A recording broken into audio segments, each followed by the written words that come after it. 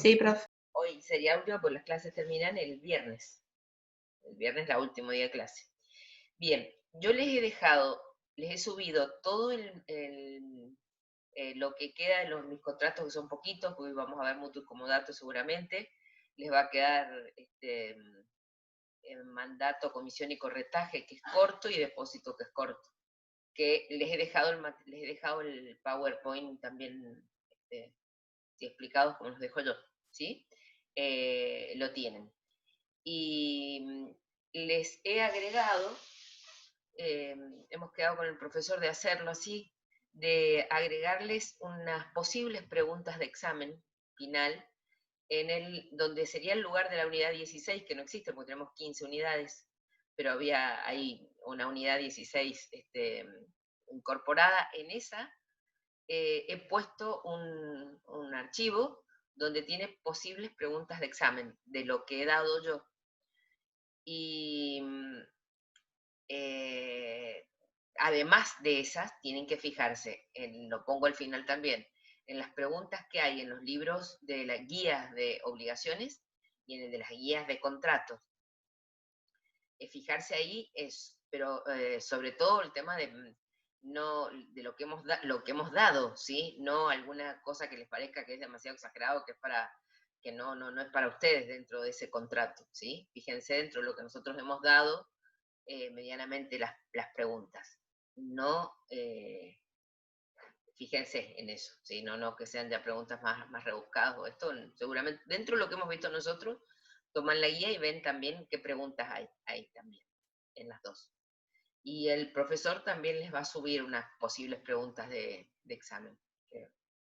Así que como para que tengan alguna idea de qué, por ejemplo, qué se puede preguntar, no significa que sean las únicas, pero no las únicas, pero sí espero que vean muchas que hemos preguntado en otros exámenes y, y el modo, porque ahora lo que han hecho es PowerPoint y Multiple Choice, pero el examen oral no es así. Entonces creo que esto les va a servir como ayuda. Sí, lo he subido recién. Bueno, vamos a alguna pregunta. ¿Alguna pregunta? ¿No? Bueno, vamos a ver los contratos de mutuo y de comodato. Tenemos.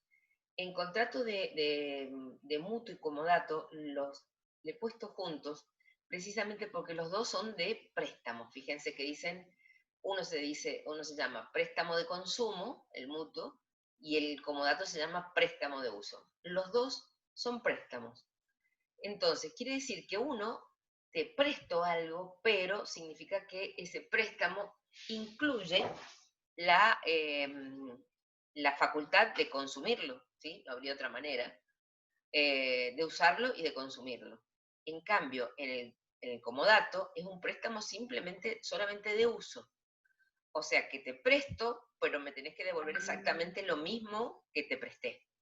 Entonces, en este caso vamos a ver que les voy a poner, acá va a tener que ver con que sean las cosas que se prestan, los bienes que se prestan, tengan que ver con que sean fungibles o no fungibles. Entonces van a ver acá en la diapositiva 5, ahí les he puesto para que tengan en cuenta bien claramente cuándo es que, para poder tener claro cuando lo dicen, si no, a veces no se confunden con esto.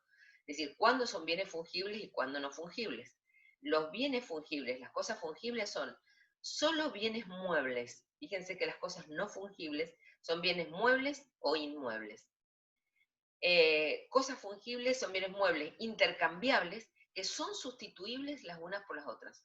O sea que si me dan otra cosa de la misma especie y calidad, a mí me dan lo mismo, ¿sí? Son bienes muebles, entonces intercambiables entre sí y sustituibles las unas por las otras. Son las cosas que al ser usadas perecen. Por tanto, el mutuario solo puede devolver otras de la misma especie y calidad. Por ejemplo, por eso se dan en propiedad. Esta es la diferencia. En el préstamo de uso me las dan en propiedad. El préstamo de mutuo, perdón, me las dan en propiedad. Porque son lo que me están prestando son cosas fungibles.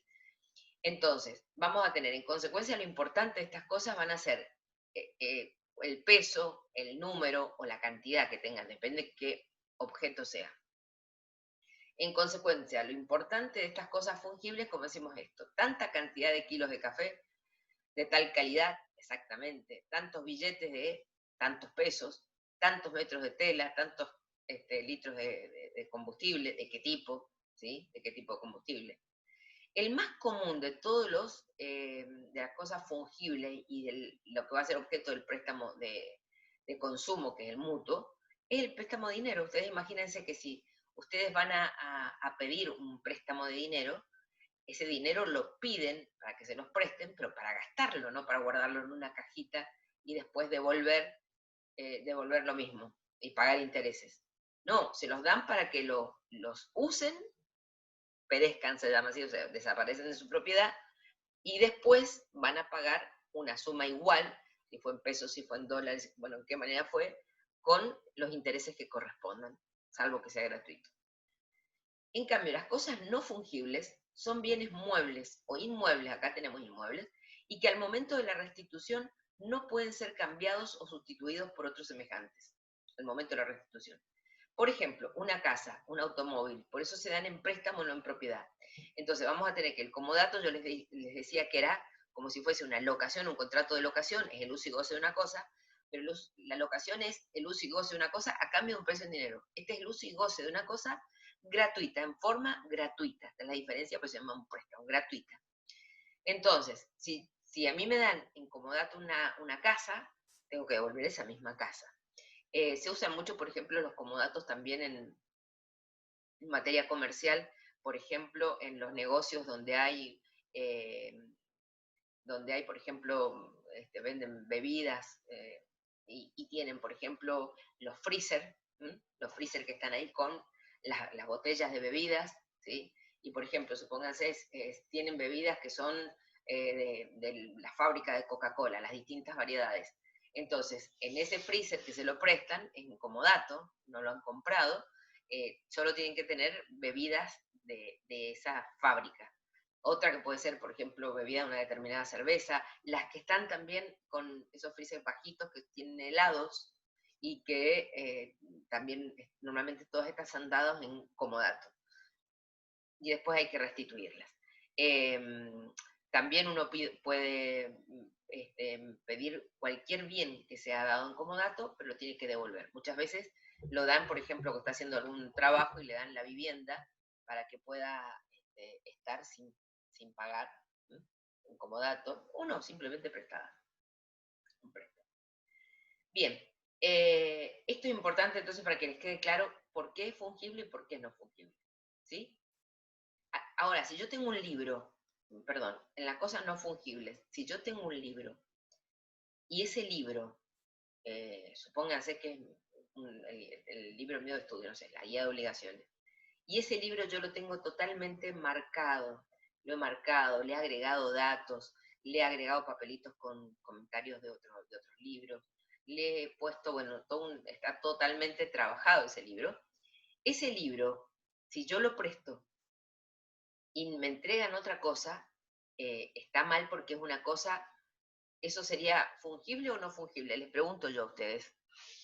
¿Sería fungible o no fungible ese libro?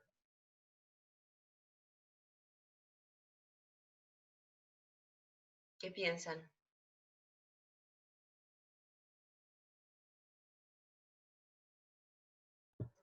Fungible. ¿Cómo? Fungible. ¿Qué es fungible? Sí, está perfecto. No, perdón.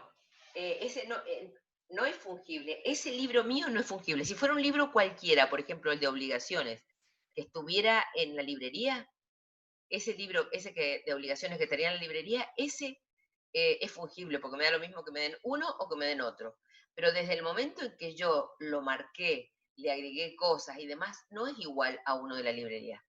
Entonces, fíjense la diferencia. Está bien la respuesta tuya de decir, bueno, un libro, si encuentro otro libro de ese tipo, es fungible. Pero no si está marcado y específicamente caracterizado por el que lo ha tenido. Entonces, ese no es fungible. Me lo pueden Me podrían dar otro, pero no sería lo mismo para mí de todo el trabajo que tiene agregado ese libro. ¿Se entiende? Pero ahí ya estoy en una zona gris, en principio. Si no, un libro cualquiera sin marcar sería fungible. Se puede cambiar por otro igual. Bien. Esto es lo que quiero que vean.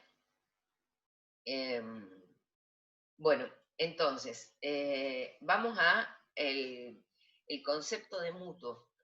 El mutuo dice, hay contrato mutuo cuando el mutuante, las partes son mutuante y mutuario, se compromete a entregar al mutuario en propiedad. Esta es la diferencia en propiedad. En cambio, en el comodato es en el uso de la cosa, no en propiedad. Una determinada cantidad de cosas fungibles, y este se obliga a devolver igual cantidad de cosas de la misma cantidad y especie. Entonces, esto es muy importante, que sea en propiedad. Muy importante. ¿Mm? Bien. El mutuante o prestamista es el que entrega las cosas fungibles. El prestamista, ahí lo tienen claramente, el que prestó. El mutuario es el que recibe la cantidad de cosas que está autorizado a consumir, devolviendo en el tiempo convenido igual cantidad de cosas de la misma especie y calidad, como he dicho. Diferencia entre el mutuo y el comodato es un préstamo de uso y este es un préstamo de consumo, el mutuo, que se entrega en propiedad. El concepto de comodato dice, hay comodato si una parte comodante se obliga a entregar a otra comodatario una cosa, acá estamos, no fungible. Un mueble o inmueble para que se sirva, facultad de usarla, no de consumirla, gratuitamente de ella. Esto también es fundamental, que sea gratuitamente de ella,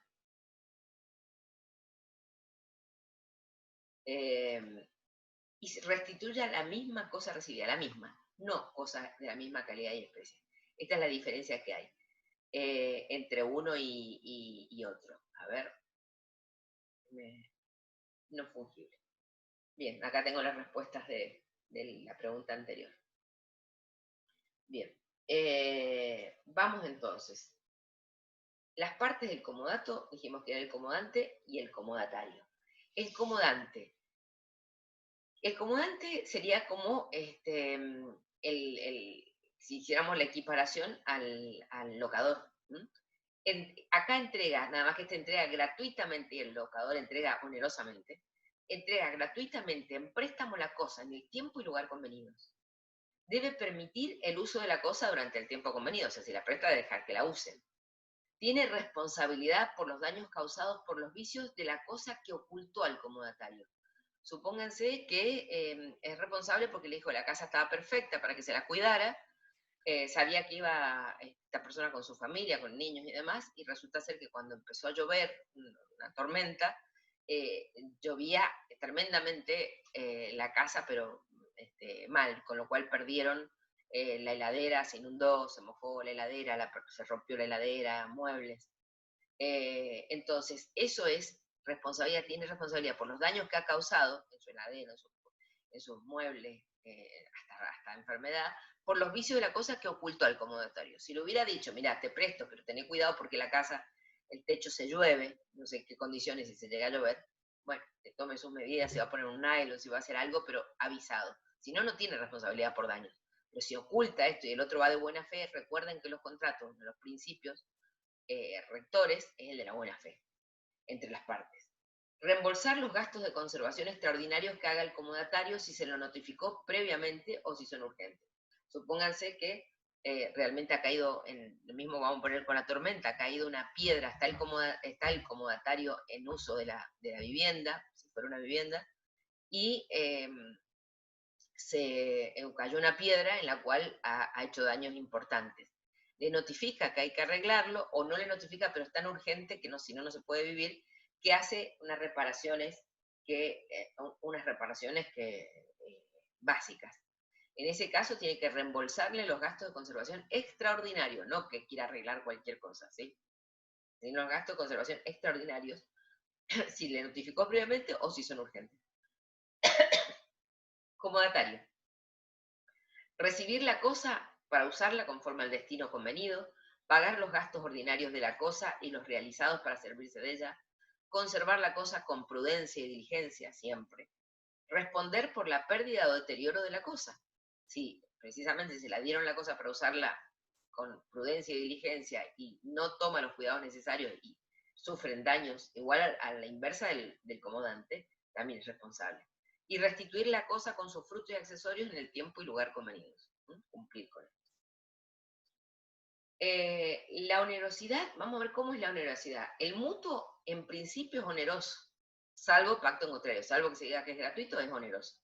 En cambio, el comodato es siempre, siempre gratuito.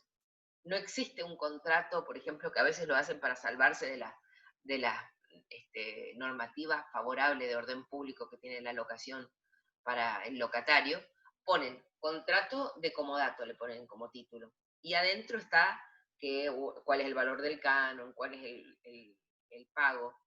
Entonces, por más que diga contrato de comodato, no va a valer, sino que van a valer las cláusulas que están adentro del contrato. Si el contrato dice que hay es oneroso, está pagando, eso no es un comodato, sino que es una locación.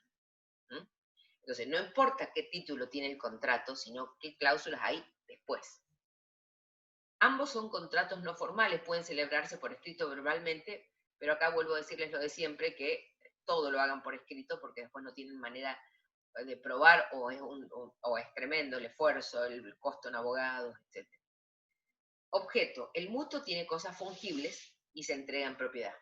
El comodato tiene cosas no fungibles y se entrega para el uso, claramente. Y acá tienen la diferencia que habíamos visto de bienes fungibles y de bienes no fungibles. Vamos a ver cuáles son las obligaciones del mutuante, que sería el prestamista. Primero que nada, o sea, la obligación básica es entregar la cantidad prometida en el plazo pactado. La cantidad, sí, prometida en el plazo pactado. Si la cantidad prestada no es dinero, ¿sí? Si la cantidad prestada no fuera dinero, es responsable de los daños causados por la mala calidad o el vicio de la cosa prestada, como en lo que les dije, el ejemplo que les había dado, por ejemplo, no, el otro lo había puesto un ejemplo como dato. Acá les da mutuo de combustible, un combustible. Y resulta ser que el combustible realmente es un combustible donde se le ha agregado agua o ha tenido realmente problemas causados por la mala calidad o el vicio de la cosa prestada. Realmente tiene daños que le han provocado los vehículos a las maquinarias donde se pusieron. Entonces, es responsable de los daños causados por la mala calidad o el vicio de la cosa prestada, ¿sí? Esto en el caso de que no fuera dinero. Si el mutuo es gratuito, responde solo si conoce la mala calidad o el vicio. Esto, cuando es oneroso, siempre responde por el daño causado por la mala calidad o el vicio de la cosa. Pero si el mutuo es gratuito, solo va a responder en el caso que se lo hubiese ocultado. Si no, supónganse que no, en el medio se descubre que el agua la han agregado en un intermediario, y no él, no respondería en lo gratuito. Siempre en lo oneroso, siempre en los contratos onerosos, se va a responder mucho más, ¿sí? Va a tener mucha más responsabilidad, indemnizaciones y demás, que si fuera gratuito. En el gratuito tiene que ser que haya actuado mala fe para causarle daño a otro, si no, no va a responder. Obligaciones del mutuario, vamos a ver que las obligaciones del mutuario son restituir en el tiempo convenido una cantidad igual de cosas de la misma especie y calidad que la que le prestaron. Restituir. De lo contrario, si no lo restituye, deberá pagar el precio de la cosa o la cantidad recibida. También tiene que, además de restituir, pagarle al mutuante los intereses compensatorios por el uso del capital. Si no cumple, o sea, por el uso del capital prestado, el típico caso del préstamo de dinero, y si no cumple en pagar los intereses, el mutuante puede resolverle el contrato y exigir la devolución de la totalidad de lo prestado, más los intereses compensatorios y moratorios hasta la efectiva restitución. ¿Se acuerdan que vimos los intereses? Lo vimos en obligaciones, ¿sí? En las obligaciones de dar sumas de dinero. Acá lo van a ver en el mutuo, están otra vez los intereses. Se aplican totalmente acá. Entonces, el moratorio va a ser porque es a partir de que no cumpla, se constituya en mora, entonces por no estar pagando, pagó lo que tenía que ir pagando, supónganse que eran cuotas, y paga el capital y no quiere pagar los intereses compensatorios por el uso, entonces ahí le puede resolver el contrato y exigirle el pago total. Y ya ahí con intereses moratorios hasta la efectiva restitución. Plazo y lugar de la restitución, siempre en el lugar y tiempo que se estableció. Bueno, acá, como les dije recién, se va a aplicar supletoriamente al contrato de mutuo el régimen de las obligaciones de dar sumas de dinero. Ahí fíjense, repasen eso, lo que vieron, porque todo esto se aplica al mutuo.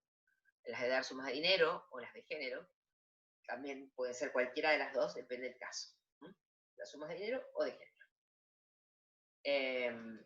Bueno, acá vamos a tener como ejemplo el préstamo bancario. Como les decía yo, ustedes necesitan dinero y van al banco o una compañía financiera y van a pedir el préstamo de dinero. Entonces, el préstamo bancario es el contrato por el cual el banco se compromete a entregar una suma de dinero, obligándose el prestatario a su devolución y el pago de los intereses en la moneda de la misma especie conforme con lo pactado. Acá es el típico ejemplo de mutuo, esto es un préstamo bancario, ¿no? Una compañía financiera. Claramente. Bueno, y acá vamos a ver los intereses, que no nos vamos a detener mucho porque, bueno, son los que vuelvo a decir, son los que ya vieron ustedes en obligaciones. Y sabemos que los intereses son, y esto, bueno, seguramente que se van a preguntar, tanto si les tocara el contrato de mutuo como si tocaran las obligaciones, es algo que ustedes usan muchísimo en la profesión de contador, entonces, tanto el mutuo como las obligaciones de dar sumas de dinero, los intereses y todo esto, es una pregunta que es absolutamente segura en esa materia, en obligaciones o acá en el contrato mutuo. Así que esos mírenlo muy bien. Y lo van a seguir viendo en la profesión, en el resto de la carrera y en la profesión. Los intereses entonces son los aumentos paulatinos que van devengando las deudas dinerarias durante un tiempo determinado. Sea como precio por el uso de un dinero ajeno, que esa sería los compensatorios, o como indemnización por el retardo del cumplimiento de la obligación, es decir, está en mora. Entonces, como está en mora, va a pagar los intereses moratorios. Y vamos a ver también los punitorios. En el nuevo Código Civil los ha simplificado y los va a clasificar. Entonces, como compensatorios es el precio o alquiler por usar el dinero de otro. El moratorio o indemnizatorio es para resarcir los daños causados por la mora del deudor. Y se van a deudar porque lo dispone la ley. Están establecidos en la ley. En cambio, los punitorios también son para el caso de incumplimiento. Y son para resarcir todos los daños que puede haber causado también la mora del deudor. Pero esos se adeudan por haberse pactado por las partes. Los moratorios por disposición de la ley, se los pongo en rojo, y los punitorios se adeudan por haberse pactado por las partes. Eso es muy importante. Fíjense en los dos en caso de incumplimiento. Acuérdense que el punitorio es una pena.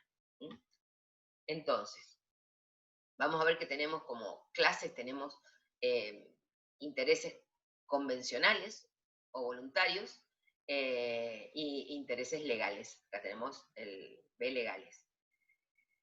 Entonces tenemos los convenidos entre deudor y acreedor, va a regir el principio de la autonomía de la voluntad, pudiendo pactar los intereses que quieran, pero el principio no es absoluto, esto es fundamental, tiene un límite para el Código Civil, para evitar los abusos. Establece la moral, el límite en el Código Civil y Comercial, establece la moral y las buenas costumbres, que no sea algo absolutamente aprovechándose de la gente, exagerado, y la usura que está legislada en el Código Penal. La usura que está, acá lo tenemos, moral y buenas costumbres, usura, tenemos la moral y buenas costumbres, vamos a tener acá el vicio de lesión, y la usura regulada en el Código Penal. El Código Penal es el que establece las penas, ¿sí? Establece las penas por delitos. Fíjense hasta qué punto llega. Entonces, en cuanto a la moral y las buenas costumbres, vamos a ver que dice el artículo de 332 del Código Civil, dice, vicio de lesión. Puede demandarse la nulidad o la modificación de los actos jurídicos cuando una de las partes, explotando la necesidad, la debilidad psíquica o inexperiencia de las otras. Entonces, es necesidad, debilidad psíquica o inexperiencia de la otra, obtuviera por medio de ellos una ventaja patrimonial evidentemente desproporcionada y sin justificación. Se presume, excepto prueba en contrario, que existe tal explotación en caso de notable desproporción de las prestaciones. Y bueno, los cálculos deben hacerse según valores al tiempo del acto y debe subsistir al momento de la demanda. Y se puede pedir dos cosas, o la nulidad del acto o que se reajuste equitativamente el convenio. Pero lo que no se puede es el abuso. Entonces, en principio las convencionales, las que se pactan por las partes, esos intereses tienen que ser razonables, ¿sí? Dentro de lo que es una determinada época, no es lo mismo una época de inflación que una de estabilidad. Pero si no, hasta se puede interponer el vicio de lesión si ocurriera esto. Y en el Código Penal vamos a tener la usura, que la vamos a ver al final, fíjense, se las he puesto al final, no se las voy a pedir, se los cuento a ustedes para que lo sepan, eso no se lo pediría yo, no corresponde acá, sino para que sepan. Fíjense que acá dice el Código Penal más o menos lo mismo que dice el vicio de lesión en el Código Civil y Comercial, que les acabo de leer. El que aprovechándose de la necesidad, otra vez, la ligereza o la inexperiencia de una persona, y le hiciere dar o prometer en cualquier forma para sí o para otro intereses u otras ventajas pecuniarias, evidentemente desproporcionadas con su prestación, u otorgar recaudos o garantías de carácter extorsivo, por ejemplo, decirle, mira, te presto una suma así, y si no, queda en garantía tu casa. Mucha gente ha perdido la casa en manos de lo que se llaman los usureros, precisamente por el delito de usura. Por ejemplo, necesitan plata urgente para una enfermedad de un familiar o algo, y bueno, en la desesperación de conseguir dinero ofrecen como garantía intereses tremendos y garantías las casas y terminan perdiéndolas. Entonces, por eso está el delito de usura. Este será reprimido con prisión de 1 a 3 años. Y la multa esta ahora no está actualizada, hay que ver en el momento. Pero prisión de 1 a 3 años. La misma pena será aplicable al que a sabiendas adquiere, transfiere o hace valer un crédito usurario. La pena de prisión será de 3 a 6 años y la multa, bueno, pues desactualizada, si el autor fuera un prestamista o comisionista usurario profesional o habitual, si se prueba que hace eso habitualmente. Esto no está pedido en la materia, pero para que ustedes sepan hasta qué punto hay que tener cuidado con el tema de los intereses, ¿no? En el Código Civil sí se toman lo que habíamos visto acá, el artículo 332, 279, que habla también del vicio de lesión. En principio. Bien. Vamos a los jueces, bueno, intereses compensatorios. Si no se acordó intereses compensatorios, puede ser acordada por los jueces. Acuérdense que los intereses compensatorios son legales. Y hay facultades judiciales para los jueces que en el caso que sea excesivo, como les dije, se podía resolver o los jueces pueden reducir los intereses a algo razonable. Cuando la tasa es excesiva, una tasa excesiva. Nos están avisando, nos quedan 10 minutos. Bien. Intereses compensatorios. Los intereses compensatorios son convencionales o legales, de las dos maneras, por disposición de la ley o por acuerdo de las partes. La obligación puede llevar intereses y van a ser válidos los que han sido convenidos entre el deudor y acreedor, como también la tasa fijada. Si no fue acordada por las partes ni por las leyes, puede ser fijada por los jueces. Son los que se abonan por hacer uso del capital. También reciben el nombre de retributivos o lucrativos, pues sería el lucro, la ganancia que recibiría o la retribución que recibiera el dueño del dinero, y qué retribución recibiría por eso, por no poder disponer del dinero durante un tiempo determinado. Intereses moratorios. Acá es por incumplimiento del pago en tiempo y forma, por mora. A partir de la mora, el deudor debe los intereses correspondientes. Y acá se va a determinar por lo que acuerden las partes, por lo que dispongan las leyes, o en subsidio por las tasas que se fijen en el Banco Central de la República. Su finalidad es resarcir los daños causados por la mora del deudor por no haber pagado en tiempo. Y va a comprender todo el tiempo de la mora y se deben por imperio de la ley. O sea que este es legal. Este es legal. En cambio, el interés, este es legal. Ya que será acá, legal. Y los intereses punitorios es por incumplimiento en general, por no pago, por incumplimiento de otras partes del acuerdo, pero ese ya es convencional, es establecido por las partes y rige acá, como se acuerdan en las obligaciones cuando vimos la cláusula penal, se aplican las normas de la cláusula penal. Intereses punitorios, por incumplimiento en general, son convencionales por acuerdo de las partes y se rigen por las normas que regulan la cláusula penal, ¿sí?, en obligaciones. Son aquellos intereses por incumplimientos convenidos por las partes. Bien, entonces estos son un repaso de lo que ustedes ya saben. Interés moratorio, ¿qué diferencia hay entre el interés moratorio y el interés punitorio? Los dos provienen del incumplimiento por no pagar en tiempo. Entonces, pero el interés moratorio se va a deudar porque la ley dice que se va a deudar un interés moratorio cuando no se paga en el tiempo establecido. Y el interés punitorio viene de el quebrantamiento de cualquier, no solo del no pago en tiempo y forma, sino de cualquier otro incumplimiento que estuviese pactado, o infracción de alguna o de todas las cláusulas de un convenio, y es derivado de una cláusula penal. Interés punitorio surgiría de una cláusula penal, pactada por las partes. Acá, el moratorio por disposición de la ley, pactada por disposición de las partes. Bueno, algo también que es de pregunta obligada siempre. Preguntamos esto cuando se llega a este momento en las partes que corresponde, ¿sí?, de obligaciones o de mutuo, es el anatocismo. El anatocismo es un tema que en el derecho es muy importante, que se llama el interés compuesto. Ustedes tienen que recordar ya lo que es, pero es la capitalización de los intereses. Una cosa es el capital y otra los intereses que va produciendo el capital. En cambio acá es como si yo sumo el capital más los intereses normales y a eso vuelvo a aplicarle intereses. Entonces dice, es la capitalización de los intereses, de modo que los intereses que se devengan se suman al capital y generan nuevos intereses, lo que hace que prácticamente nunca disminuya el monto. Entonces, por ejemplo, dice, tenemos un préstamo de 1.000 pesos al 10% anual, al cabo del año los intereses son 100 pesos. Se suman el capital, entonces original, no importa todo lo que pagó en el año, se suma el capital, entonces el capital va a ser ahora 1.000 más 100.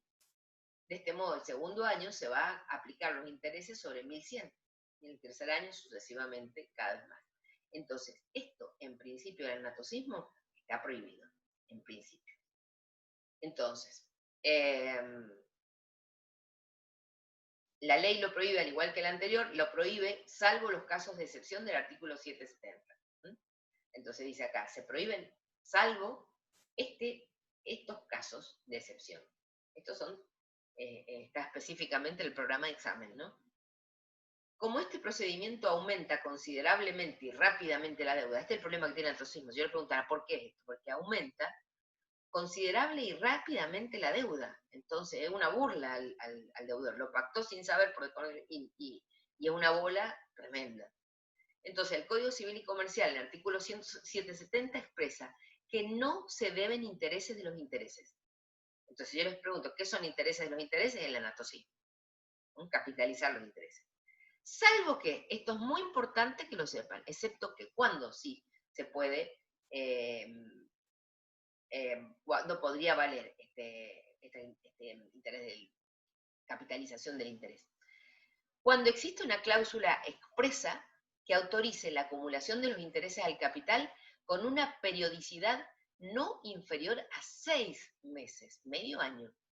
Cuando las partes convienen la capitalización, la razón es que en este momento el deudor sabe cuánto debe por capital e intereses o por el total de ambos conceptos. Quiere decir que lo que no quiere es que se confunda el deudor, que no se dé cuenta que esto se va capitalizando mes a mes. En cambio, si se tiene que hacer cada 6 meses, es algo que va a ver cuál es el monto que está surgiendo. Entonces, una cláusula expresa autoriza la acumulación, pero con una periodicidad no menor a 6 meses. Segundo, que la obligación se demande judicialmente. Fíjense, una cosa dice que se demande judicialmente y la otra que se liquide judicialmente. Que se demande judicialmente, en este caso ya empezó la demanda por cobro, la demanda judicial, y la acumulación opera desde que la fecha que se notificó la demanda, ahí sí se acumulan los intereses porque lo tuvo que demandar judicialmente, no hubo manera que le pagara antes.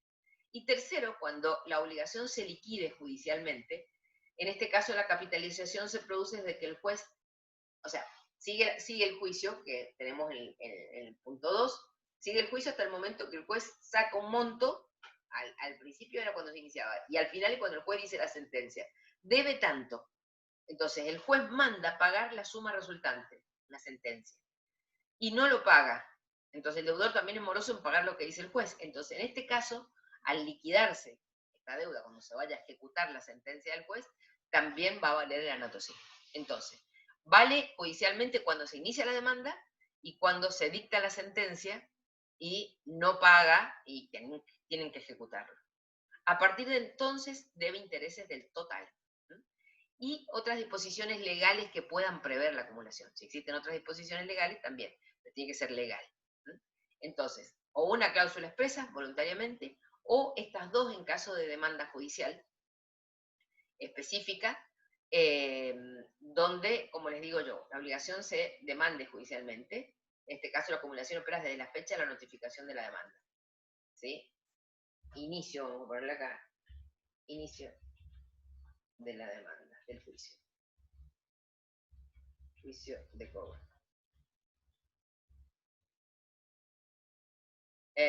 Cuando la obligación se liquide judicialmente, al final del juicio.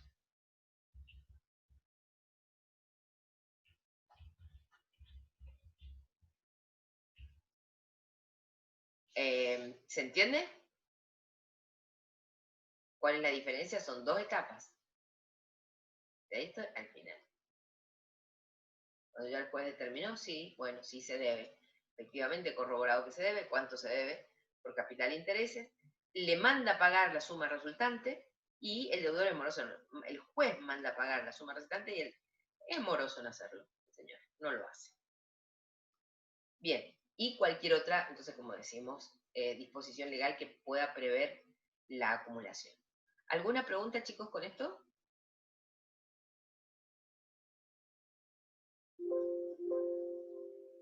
¿Alguna pregunta? Bueno, este es un punto, o sea, un tema muy importante. Todo el tema, entonces, como les dije, el tema del mutuo, todo de la usura, no, algo para que ustedes vean cómo funciona, pero no lo vamos a tomar ahí. De ninguna manera. Entonces, bien los intereses, bien el anatocismo, bien las obligaciones, y claramente qué es. Cuando ustedes vean bien lo fungible y no fungible, esto ahí les ayuda muchísimo para poder tener claro esto. ¿Sí? Bueno, se nos va a cortar ahora, así que nos volvemos a conectar.